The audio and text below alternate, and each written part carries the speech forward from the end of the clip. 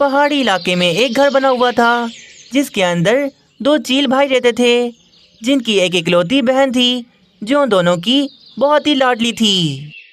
मेरे दोनों भाइयों, चलो जल्दी से जाओ, जाकर शिकार ढूंढ कर लाओ ताकि मैं सबके लिए भोजन बना दूं।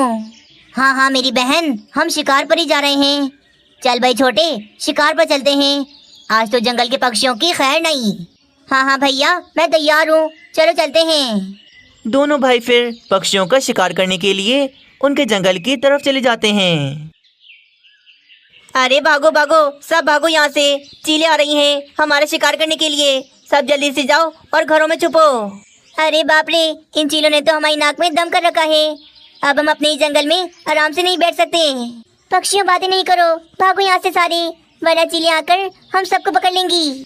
फिर क्या अफरा तफरी फैल जाती है। सारे के सारे पक्षी अपने अपने घरों की तरफ भागते हैं। कालू जी, राजू कहाँ चला गया? हमारा राजू कहाँ है?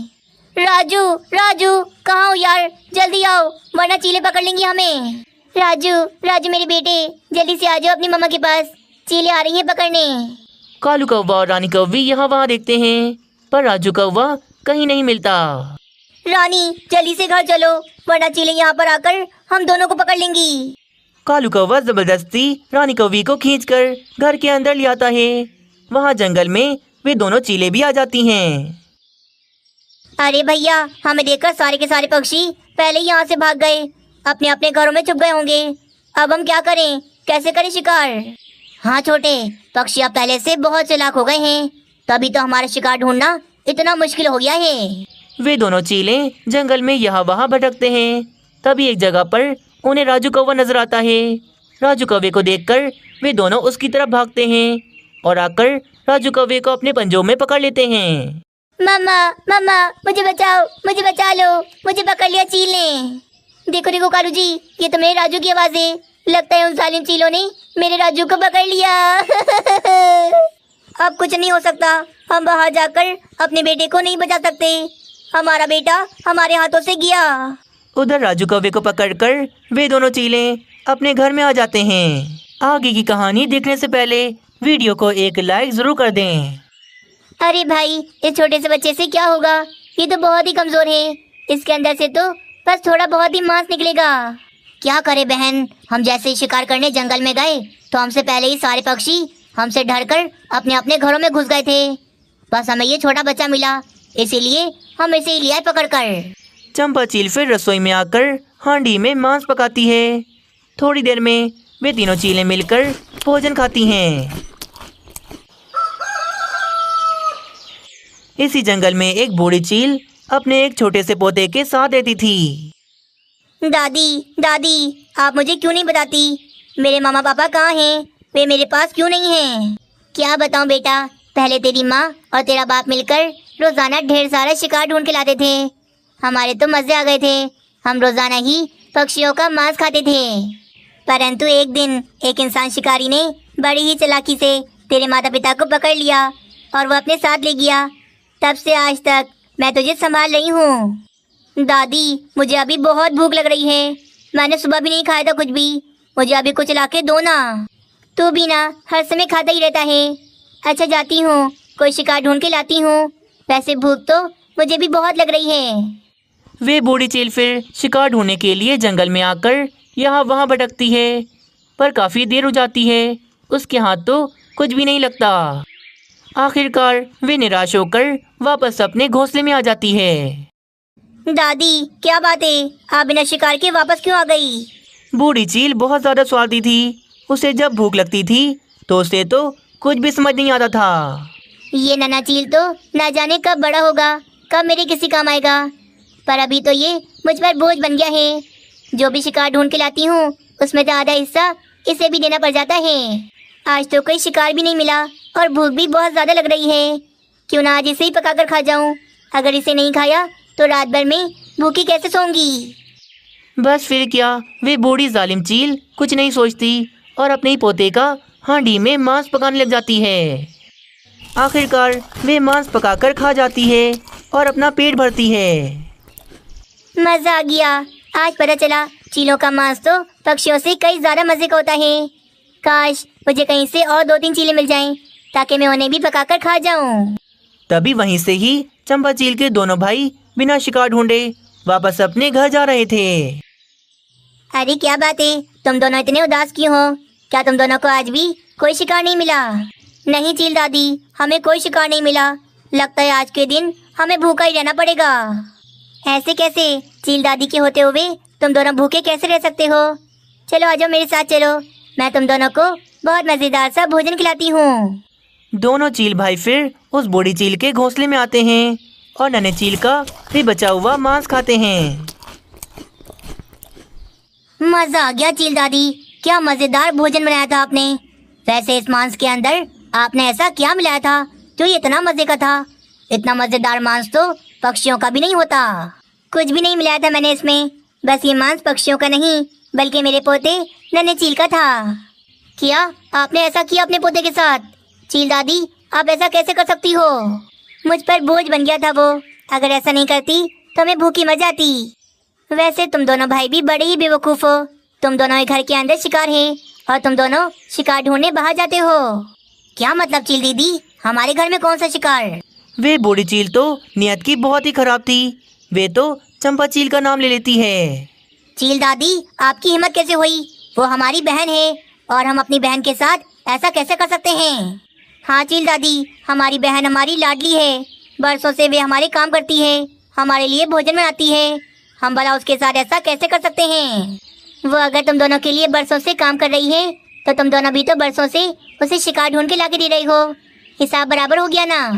देखो, अगर मेरी तरह जीवन जियोगे तो कभी भूखे नहीं मरोगे। मेरी बात मान लो, जैसा मैं कहती हूँ बस वैसा कर लो। पहले तो वे दोनों भाई सोच में पड़ जाते हैं। काफी देर तक वे सोचते ही रहते हैं। हाँ चील दादी, आप ठीक कह रही हो। मेरे मुंह से तो अभी तक भोजन का स्वाद नहीं गया। बस मैंने सोच लिया, आज शाम का मेरा भोजन चंपा चील ही होगी। अरे भैया, ये क्या बोल रहे हो? वो तो हमारी लाडली बहन है, हम भला उसके साथ ऐसा कैसे कर सकते हैं? स्वादिष्ट मांस खाने के लिए बड़ा वाला भाई तो बूढ़ी चील की बातों में आ जाता है और छोटा भाई बहुत ज्यादा परेशान हो जाता है। क्या भाई, आप दोनों आज भी खाली हाथ आ गए? अब मैं क्या बनाऊंगी? हम सब क्या खाएंगे? अरे बहन, भोजन तो घर में ही है ना, हमें बाहर जाकर ढूंढने की क्या जरूरत है? क्या मतलब भैया, कहाँ है भोजन? छोटे, पकड़ ले इसे, कहीं भाग ना जाए। आज का भोजन तो हम इसे ही बनाएंगे। वैसे भी चीलों का मांस तो बड़ा ही मजे का होता है। भाई, आप ये क्या बोल रहे हो? मैं तो आप दोनों की बहन हूँ, आप दोनों मेरे साथ ऐसा कैसे कर सकते हो? बस फिर क्या, छोटा भाई अपनी बहन को रस्सियों से बांध देता है। बहन, तुम चिंता न करो, मैं तुम्हें किसी भी तरह बचा लूंगा। तभी वहाँ पर वे बूढ़ी चील भी आ जाती है। चलो, मैं हांडी में पानी गर्म करती हूँ, बाकी तुम दोनों अपना काम करो। हाँ चील दीदी, आप पानी गर्म करो, तब तक मैं करता हूँ इसका काम। बूढ़ी चील फिर रसोई में चली जाती है। भैया भैया रुको, आप थक गए होगे ना, आप आराम से बैठो, मैं कर लेता हूँ ये काम। चलो ठीक है, फिर मैं रसोई में जाकर चील दादी की मदद करता हूँ। तब तक तुम रसोई में लेकर आओ इसका मांस। बड़ा वाला भाई फिर रसोई में चला जाता है। चलो बहन, जल्दी से चलो, कहीं भाई ना आ जाए, हम यहाँ से कहीं दूर भाग जाते हैं। छोटा भाई अपनी बहन को रस्सियों से छुड़ाकर वहाँ से लेकर कहीं दूर भाग जाता है। अरे यहाँ पर क्यों बैठा है? जा जा, यहाँ पर कोई काम नहीं है, जाकर देख कर दिया क्या उसने काम तमाम? बड़ा भाई जैसे ही रसोई से बाहर आता है तो वे देख लेता है कि वे दोनों तो यहाँ से भाग चुके हैं। अरे बाप रे, चील दादी तो रसोई में भोजन बनाने की तैयारियां कर रही है और यहाँ छोटा बहन को लेकर भाग गया। बड़ा भाई फिर रसोई में आकर बूढ़ी चील को बता देता है कि वे दोनों तो यहाँ से भाग चुके हैं। क्या वे दोनों यहाँ से भाग गए? हाय रे, मुझे तो बहुत ज्यादा भूख लग रही है और मैंने तो यहाँ पर मांस बनाने के लिए पानी भी गर्म कर लिया। भूख तो मुझे भी बहुत ज्यादा लग रही है, मेरा भी बहुत मन है मांस खाने का, पर मैं अपना मन नहीं मारूंगा। मेरी बहन नहीं है तो क्या हुआ, घर में अभी भी मांस ही मांस है। घर में मांस है? कहाँ है मांस? मुझे तो कहीं नजर नहीं आ रहा। तुम्हें कैसे आएगा? तुम अपने आप को खुद थोड़ी ना देख सकती हो। नहीं नहीं, जैसा तुम चाह रहे हो वैसा नहीं करना, मैं तुम्हारी दादी की उम्र की हूँ, मुझे जाने दो। ऐसे कैसे जाने दूँ? जब मैंने अपनी बहन को नहीं छोड़ा तो मैं तुम्हें कैसे जाने दे सकता हूँ? बस फिर क्या, चंपा चील की जगह अब तो हांडी के अंदर बूढ़ी चील का मांस पक रहा था। वे बूढ़ी चील अपने अंजाम को पहुंच गई थी। जंगल में एक कालू कौवा रहता था। वे कहीं जा रहा था, तभी वे देखता है कि बीच रोड पर एक छोटा सा पौधा निकल आया था। अरे रे, देखो जरा, ये पौधे कहीं भी निकल जाते हैं। बीच रोड पर निकल आया। अगर इसे अभी नहीं हटाया तो ये कुछ सालों के बाद बड़ा होकर पेड़ बन जाएगा। फिर तो इसे काटना भी बड़ा मुश्किल हो जाएगा। चलो मैं ही जाता हूँ और इस पौधे को निकाल कर अभी के अभी कहीं और लगा देता हूँ, वरना बाद में पक्षियों के लिए बड़ी मुश्किल हो जाएगी। फिर क्या, कालू कौवा वहां पर आकर जमीन खोदकर वे पौधा वहां से बाहर निकाल लेता है। पर तभी वे देखता है जमीन के अंदर तो एक पोटली रखी हुई थी। ये क्या, इस पोटली के अंदर क्या है? भला किसी ने ये पोटली जमीन के अंदर क्यों छुपाई होगी? कालू कौवा फिर पोटली को बाहर निकालकर खोलता है, पर वे तो हैरान हो जाता है क्योंकि पोटली के अंदर तो काफी सारे सोने के सिक्के थे। मैया रे मैया, इतने सारे सोने के सिक्के पोटली के अंदर, किसके होंगे ये सिक्के? गरीब कालू कौवा इतने सारे सोने के सिक्के देखकर तो काफी ज्यादा खुश हो जाता है। कहाँ मैं भोजन के लिए यहाँ वहाँ भटकता था, पर आज मैंने पक्षियों के लिए अच्छा सोचा। उनकी गाड़ी ले जाने में परेशानी ना हो, इसीलिए मैंने ये पौधा यहाँ से निकाला और मुझे इतना बड़ा इनाम मिल गया। जरूर ये मेरे अच्छे कर्मों का इनाम है, तभी मुझे मिला।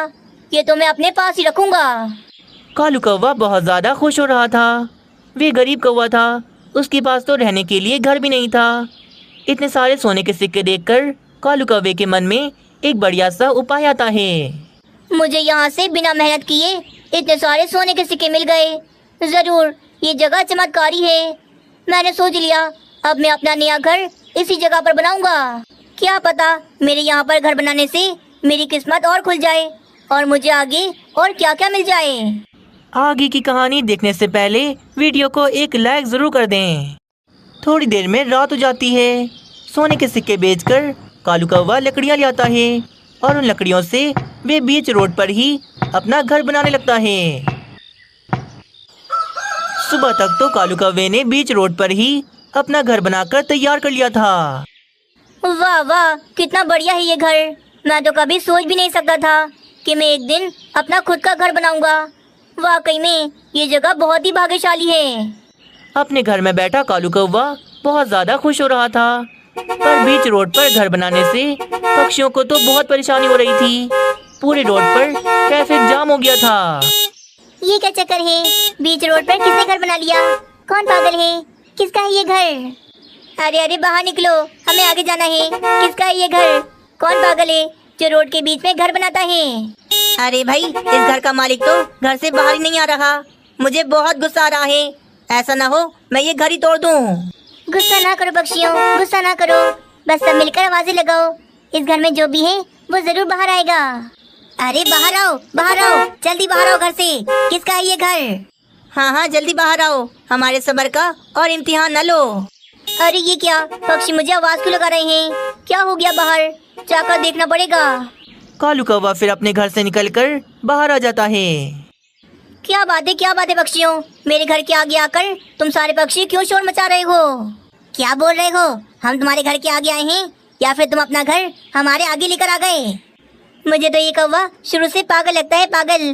देखो आज इसने भी कर भी दिखाया। क्या हो गया यार? भला मैंने ऐसा क्या किया जो तुम सारे पक्षी मुझ पर इतना गुस्सा कर रहे हो? कालू कौवे, तुम देख नहीं रहे? तुम्हारी वजह से रोड पर कितना ज्यादा ट्रैफिक जाम हो गया। भला रोड के बीच में घर कौन बनाता है? हाँ, अभी क्या अभी ये घर हटाओ यहाँ से। हम सबको अपने अपने काम पर जाना है। ना बाबा ना, मैं अपना ये घर यहाँ से नहीं हटाऊंगा।